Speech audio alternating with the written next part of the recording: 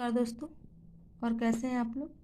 तो चलिए आज हम लोग गुप्त वंश के पतन के कारण के बारे में पढ़ते हैं। तो देख लेते हैं पहले कि क्या क्या कारण है जिसकी वजह से गुप्त वंश का पतन हो जाता है। उसके बाद हम लोग इन सब चीज़ों के बारे में डिटेल में जानेंगे। पहला, अयोग्य तथा निर्बल उत्तराधिकारियों के कारण भी गुप्त वंश के पतन का कारण माना जाता है कि अयोग्य उत्तराधिकारी जो थे इनके कारण गुप्त वंश का पतन हो गया। और ऐसा भी कहा जाता है कि शासन व्यवस्था का जो संघात्मक स्वरूप था इसके भी कारण गुप्त वंश का पतन हो जाता है। और फिर साम्राज्य की विशालता जो थी काफ़ी विस्तार हुआ था गुप्त वंश का, गुप्त साम्राज्य का, तो ये भी एक कारण होता है उनके पतन का। बाह्य आक्रमण या हुरों का आक्रमण, यानी हुर लोग तो लास्ट तक कभी हार नहीं मानते हैं, आक्रमण करते ही रहते हैं, तो ये भी एक कारण माना जाता है गुप्त वंश के पतन का। आंतरिक विद्रोह एक है, ये भी एक कारण माना जाता है। आंतरिक विद्रोह, उत्तराधिकारियों का युद्ध यानी आपस में सत्ता के लिए लोग लड़ने लगते हैं, ये भी एक कारण होता है। और लास्ट है धर्म का प्रभाव, यानी धार्मिक प्रभाव की वजह से भी गुप्त वंश का पतन माना जाता है। तो सबसे पहले हम लोग देखते हैं अयोग्य उत्तराधिकारी के बारे में। स्कंदगुप्त की मृत्यु के बाद जितने भी शासक हुए उनमें इतनी क्षमता और योग्यता न थी कि वे अपने पूर्वजों के विशाल साम्राज्य की सुरक्षा कर सके, अतः वे केंद्रीय शासन सत्ता को सुदृढ़ न कर सके। हम लोग पहले पढ़ चुके हैं कि स्कंदगुप्त जो होता है वो अंतिम महाशासक के रूप में होता है। इसके बाद जितने भी इसके उत्तराधिकारी होते हैं वो सब काफ़ी कमज़ोर होते हैं और उनका कमजोरी का फ़ायदा उठा करके और जो बाहर लोग होते हैं आक्रमण वगैरह करते हैं, जो छोटे छोटे शासक होते हैं वो लोग स्वतंत्र हो जाते हैं, यही सब कारण होता है। और इतने बड़े साम्राज्य को लोग संभाल नहीं पाते हैं, सुरक्षा नहीं कर पाते हैं, जगह जगह विद्रोह शुरू हो जाता है। इसलिए कहा जाता है कि अयोग्य उत्तराधिकारियों की वजह से गुप्त वंश का पतन हो जाता है। दूसरा देखते हैं शासन व्यवस्था का संघात्मक स्वरूप। गुप्त प्रशासन का स्वरूप जो था वो संघात्मक था। साम्राज्य में अनेक सामंती इकाइयाँ भी थी। गुप्त काल के सामंतों में मौखरी, उत्तरगुप्त, परिव्राजक, सनकानिक, मत्रक आदि नाम उल्लेखनीय है। ये लोग जो थे ये लोग सामंत थे, ये सामंतों के नाम थे। गुप्त काल में स्थानीय राजाओं तथा गणराज्यों को स्वतंत्रता दिया गया था, यानी स्थानीय राजा और गणराज्यों को स्वतंत्रता पूर्ण रूप से थी, ये लोग अपने अनुसार शासन कर सकते थे। गुप्त शासक अनेक छोटे राजाओं का राजा होता था। जो गुप्त शासक होते थे वो अनेक छोटे छोटे राजाओं के राजा होते थे। सामंत एवं प्रांतीय शासक अपने अपने क्षेत्र में पर्याप्त स्वतंत्रता का अनुभव करते थे और प्रशासन की यही सामंती व्यवस्था कालांतर में साम्राज्य की स्थिरता के लिए अभिशाप सिद्ध हुई। यानी कि जो छोटे छोटे राजा होते थे इन लोगों को पूर्ण स्वतंत्रता थी आपस में, ये लोग अपने अनुसार शासन व्यवस्था कर चलाते थे अपने राज्य में।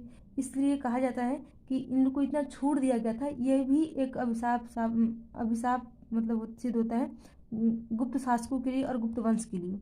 जब तक केंद्रीय शासक शक्तिशाली थे तब तक अधीन शासक दबे रहे, परंतु जब केंद्रीय सत्ता कमजोर हुआ तो अधीन शासक खुद को स्वतंत्र कर लिए। यानी कि जब तक केंद्रीय शासक जो गुप्त वंश के मेन शासक होते थे जो पूरे साम्राज्य को संभालते थे, जब तक केंद्रीय शासक जो थे शक्तिशाली थे तब तक अधीन शासक अच्छे से काम करते रहे। लेकिन जब उन लोगों ने देखा कि जो केंद्रीय शासक है, जो मेन शासक है वही कमज़ोर पड़ रहा है, तो ये लोग जो छोटे छोटे राजा थे, अधीन शासक थे जिसको ये लोग युद्ध में जीते होंगे, वो लोग अपने आप को खुद को स्वतंत्र कर लेते हैं और अपना एक अलग राज्य स्थापित कर लेते हैं। इसलिए कहा जाता है कि शासन व्यवस्था का संघात्मक स्वरूप जो है ये भी गुप्त वंश के पतन का कारण बनता है। हम लोग देखते हैं तीसरा है कि साम्राज्य की विशालता के कारण। तो साम्राज्य का विस्तार अधिक था, इसलिए उनकी देखभाल मुश्किल हो गया। साधनों का अभाव होने के कारण साम्राज्य का पतन हो गया। तो ऐसा कहा जाता है कि गुप्त साम्राज्य जो था वो काफ़ी विस्तृत था, बहुत लंबा साम्राज्य था, बहुत विस्तार हुआ था। लेकिन जो बाद में स्कंदगुप्त के बाद जो शासक होते हैं वो इतने बड़े साम्राज्य पे ठीक से शासन नहीं कर पाते हैं और वहाँ पे इसी वजह से वहाँ पे साधन वगैरह का, संसाधन वगैरह का कमी भी होने लगता है। और कई कारण होते हैं जिसकी वजह से इनके साम्राज्य का पतन हो जाता है, इनके काल का पतन हो जाता है। अब देखते हैं चौथा, बाह्य आक्रमण या हुरों का आक्रमण। तो हम लोग देखते हैं कि हुर जो होते हैं बहुत काफ़ी टाइम से कई बार पराजित हो जाते हैं, फिर भी ये लोग आक्रमण करते ही रहते हैं। जैसे खुशनवाज होता है, उसके बाद तोरमाल आता है, फिर मिहिर कुल आता है, सभी लोग आक्रमण करते हैं, मतलब एक के बाद एक के बाद एक ऐसे करके आक्रमण करते ही जाते हैं। तो माना जाता है कि हुरों का आक्रमण भी इन लोगों के पतन का कारण बनता है। तो देखते हैं उत्तरकालीन गुप्त सम्राटों की सीमांती प्रदेश सीमा नीति असंतोषजनक थी, जिसका लाभ उठाकर हुरों ने गुप्त साम्राज्य पर आक्रमण कर दिया और गुप्त साम्राज्य को अत्यधिक क्षति पहुंचाई। यद्यपि स्कंदगुप्त ने हुणों को परास्त कर दिया, किंतु उसकी मृत्यु के पश्चात हुणों को अपने आक्रमण में सफलता मिली और गुप्त साम्राज्य का पतन हो गया। वही क्या है ना कि स्कंदगुप्त के बाद जितने भी उत्तराधिकारी हुए ये लोग काफ़ी कमज़ोर थे और इसी का फायदा हुणों ने उठा लिया, और जिसके कारण माना जाता है कि हुणों के आक्रमण के कारण भी गुप्त वंश का पतन हो गया। अब पांचवा है आंतरिक विद्रोह। गुप्त वंश के अंतिम शासकों की योग्यता के कारण साम्राज्य में आंतरिक विद्रोह प्रारंभ हो गया, क्योंकि छोटे यहाँ पे रहेगा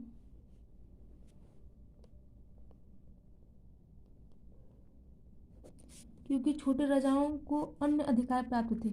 अतः ऐसी स्थिति का लाभ उठाकर उन्होंने विद्रोह करना शुरू कर दिया। यानी कि जो छोटे छोटे राजा थे उनको तो पहले हम लोग पढ़ चुके हैं कि उनको अधिकार प्राप्त थे, अपने साम्राज्य में, अपने राज्य में अपने तरीके से शासन कर सकते थे। और जब देखें कि जो शासक वगैरह हैं वो लोग आपस में लड़ झगड़ रहे हैं, तो इसलिए वो लोग इसका फ़ायदा उठा करके विद्रोह कर देते हैं और अपने अलग अलग अपना अपना साम्राज्य स्थापित कर लेते हैं।